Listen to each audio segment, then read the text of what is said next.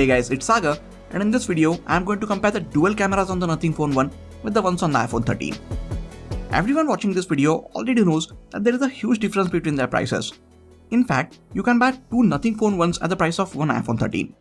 The purpose of this video is to show that despite of their price difference, how close the cameras on the Nothing Phone 1 are compared to the iPhone 13. I don't want this video to be too long, so instead of telling you all the camera specs on both the phones, I will leave them on this slide here. You can pause the video and go through them if you want. If you want a closer look at the camera interface, or if you want to check out more image and video samples from these phones, I suggest you check out their individual camera reviews on my channel. I will leave cards to them at the end of this video and also link them in the description section. Let us start by checking out the daytime shots from both these phones. It is rainy season where I live, and weather conditions are overcast almost all the time, so other than a couple of shots here and there, I don't exactly have images in bright sunny lighting conditions.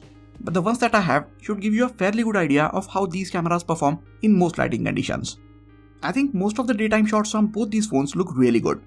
You would have seen more details in these shots in bright sunny light, but these images in overcast conditions also look fairly detailed. Nothing Phone 1 gets a 50 megapixel sensor, but these are 12 megapixel pinned images from its main camera. While there seem to be a lot of details in these shots from so far, if we zoom in, we see things being more detailed and sharper in iPhone's 12 megapixel shots. This doesn't happen for every shot, and you won't even notice this if you look at the images from the Nothing Phone 1 alone. But when you compare its images with the iPhone 13, this becomes very apparent. In order to avoid this, you should review all of your images as you click them, and if some of them are soft or not as sharp, then you can retake them there and then. Even when comparing the shots which are not blurred from the Nothing Phone 1, we still see more details and sharper lines in iPhone's images. I don't know if you have noticed this or not, but iPhone's images have a warm look to them, while the ones from the Nothing Phone 1 have cooler color tones. I'm not saying that one is bad and the other one is good, but there is a difference in their color tones, and depending on your color preference, you might prefer one over the other, and that is completely fine.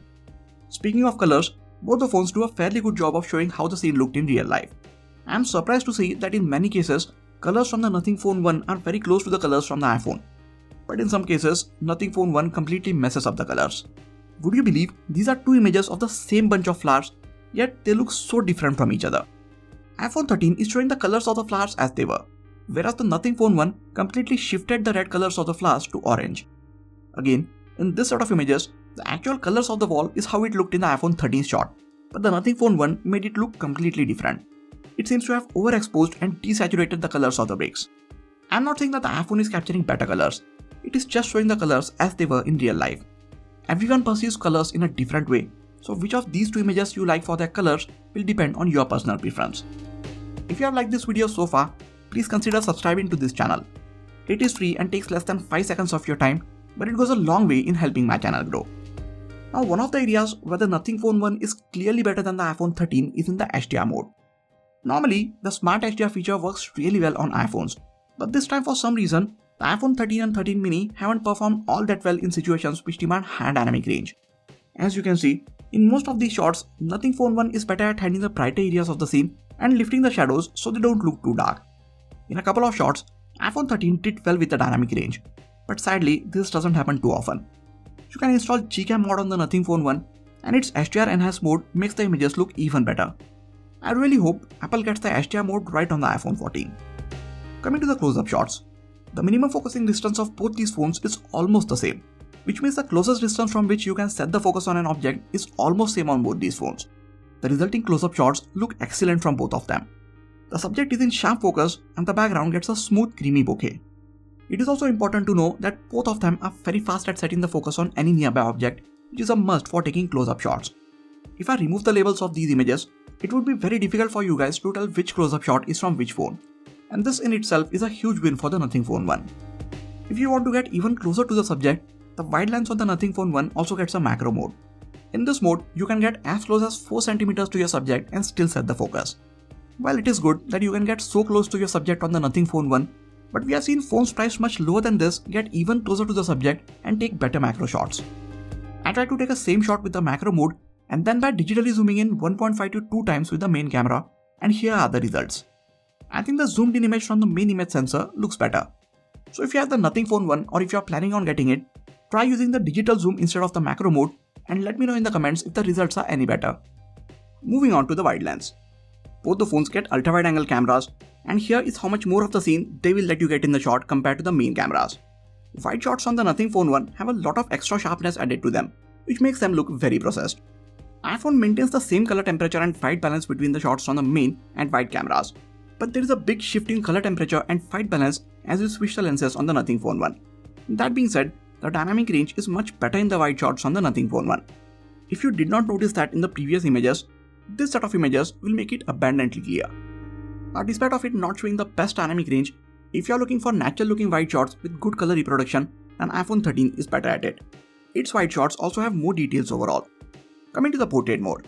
Here, you can see how these phones handle the skin tones and overall colors when you have people in the shot.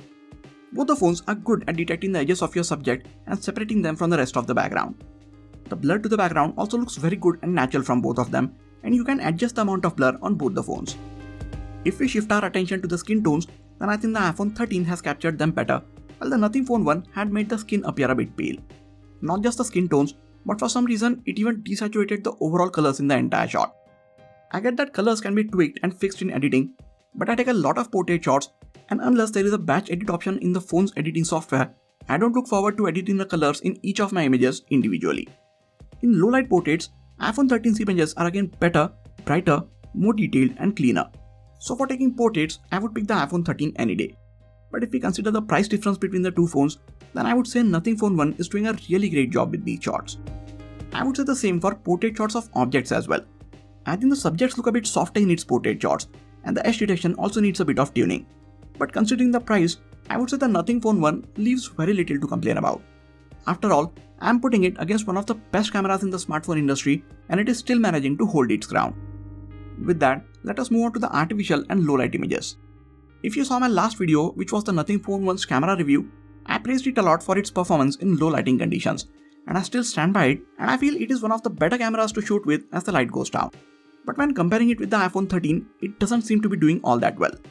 Again, keep in mind that the iPhone 13 costs 2 times as much as the Nothing Phone 1.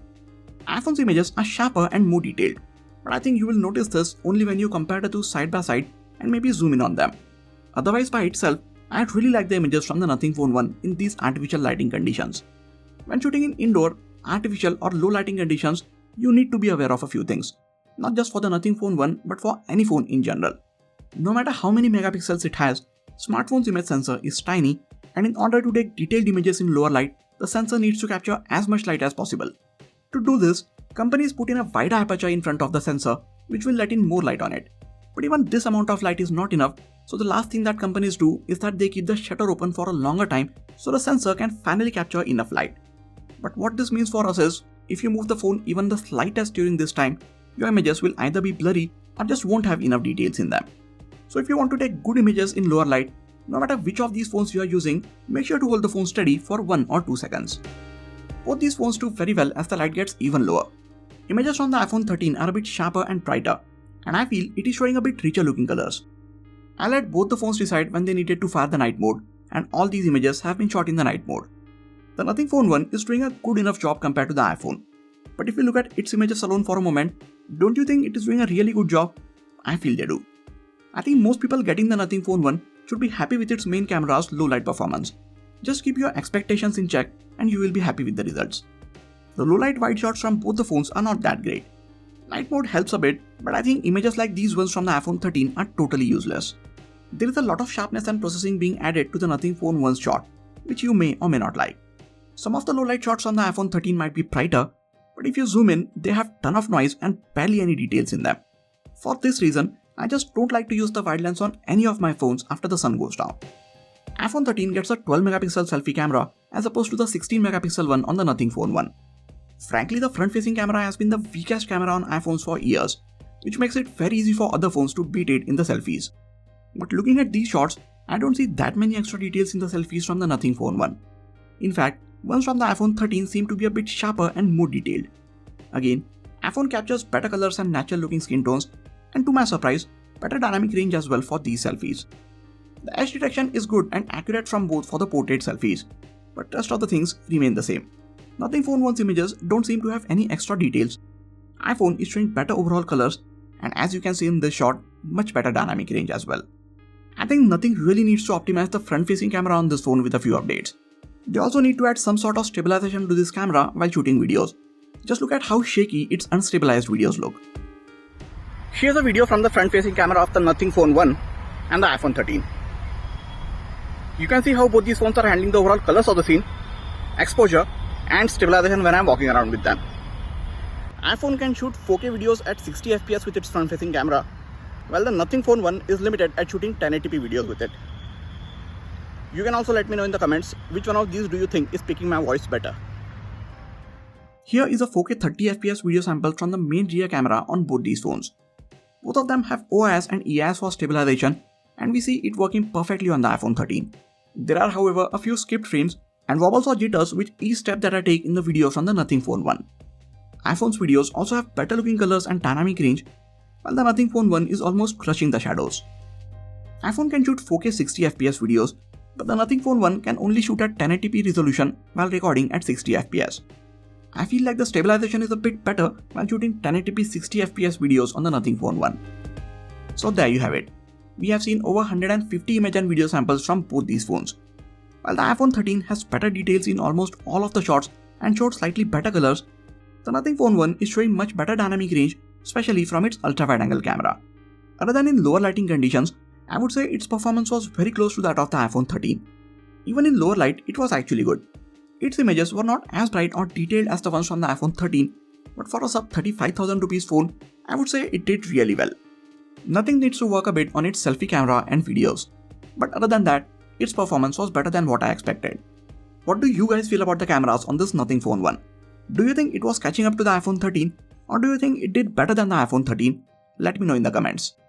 That is it for this video guys. Please hit the like button if you enjoyed this video and subscribe to the channel for a lot more quality tech videos like this. You can also check out some of the other videos from this channel. This has been Sagar and I'll catch you guys in the next video. Take care.